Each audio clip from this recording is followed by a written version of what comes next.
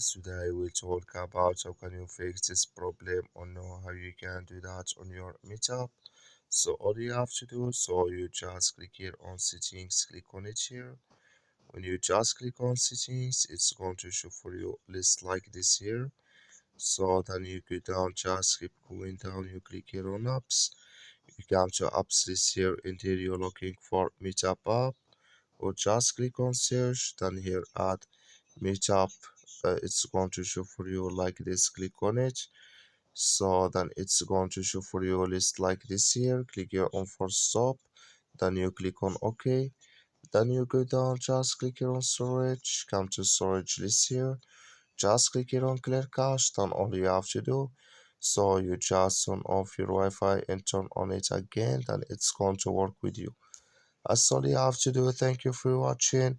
Don't forget to support us by liking and subscribe.